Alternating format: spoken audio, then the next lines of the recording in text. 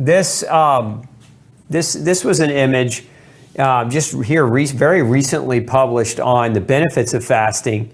And so what we're looking at here is you can see in an overfed state, which is what this block here is reading. So these things are an overfed state. So what happens when you overfeed your body?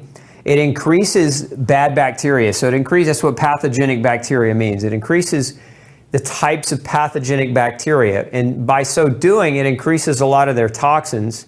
And that's what these things here are. BAs, TMAO, LPS, and peptidoglycans are all different types of byproducts of increasing bad bacteria, which leads to GI permeability, AKA leaky gut. So we know that overeating leads to leaky gut. Now, it doesn't matter what you eat. The act of overeating increases permeability to a certain degree, and that permeability feeds back and creates an inflammatory cascade. That inflammation can then disrupt your sleep. It disrupts how well you're capable of sleeping, and so that remember what we said earlier, that sleeping and not eating or fasting go hand in hand. Now, here's what happens if you're fasting for less than 2 days. So I said we'd talk about some of the time-related restrictions as it relates to fasting. So if you're fasting under 2 days, so let's say you're fasting for 48 hours, right? We know that it increases certain kinds of bacteria that are associated with better health. We know that it increases your ability to produce mucin and to get rid of old mucin. So these compounds here help seal your gut. We know that fasting for under 2 days improves your GI permeability. So if you have leaky gut, it actually starts to help repair that.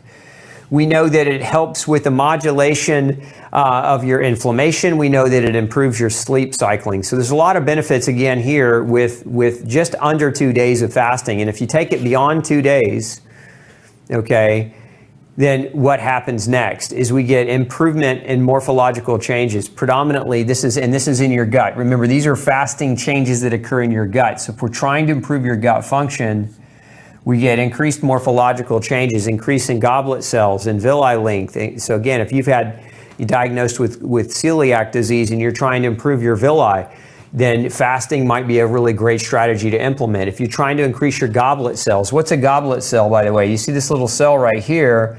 This cell secretes mucus or mucin, and mucin is a physical barrier that coats the cells and lines the cells, so it helps to prevent leaky gut. And so that's what fasting can help do, is it improves goblet cell production and function. We know it also increases the muscular tone of the GI tract, and that muscular tone is very important. Why? Because your gut's a muscle, and peristalsis, the action of the muscle through your gut, is part of what you need in order to have regular bowel movement. So longer term fasting, many more changes. So again, there are certain changes that occur under 2 days. There are certain changes that if you prolong that fasting out even further can give you even greater benefits. Now, a 1 and a 3 day fast, remember what we said, those are calorie restriction fasts. And if you're going to calorically restrict, you got to make sure that you're not wasting away. So if you're wasting away, it's not the right time to do a fast. Now, this is where you should probably work with a practitioner or a doctor who understands nutrition to get you to a level where you're capable of fasting. But if you're wasting away, step 1 is not to fast. Step 1 is to intermittent fast. Okay, intermittent fasting is typically very, very tolerated, very well tolerated by most people.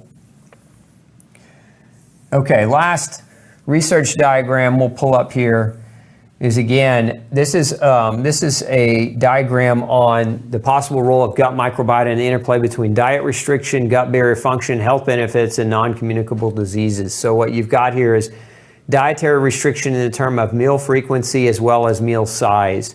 And so what we know is if you reduce the size of the meal, reduce the frequency of eating, in essence, if you're intermittent fasting, you have increased mucus production, increased production of a compound called short-chain fatty acids.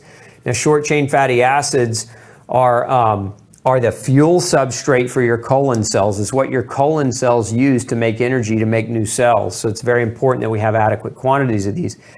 We know that it reduces a bacterial toxin called LPS. We know that it improves certain types of bacteria, like your Akkermansia and your Bifido and your lactobacilli are all increased with intermittent fasting. We know that epithelial cells renew faster. They renew and they regenerate better when you have fasting. We know that it helps to regulate how your T cells respond to different things when you fast. So there's a lot of benefits, again, to fasting just within the GI tract. And then you can see over here, if you're over consuming food, we have an increase in Bacteroides and other types of pathological or pathogenic species. We have reduced short chain fatty acid production, increased permeability of the gut lining, which increases blood sugar, increases insulin, increases cortisol, and increases chronic inflammation. So you can see the delayed onset of diseases down here. These are a number of different diseases that have been associated with just eating bad food and overeating food in general. You got digestive disorders like ulcerative colitis, celiac, Crohn's disease. You've got heart diseases. You've got different kinds of cancer like breast cancer, pancreatic cancer, and colon cancer. And then you have neurosystem diseases like MS, Parkinson's, and Alzheimer's. So again, fasting, very, very powerful tools.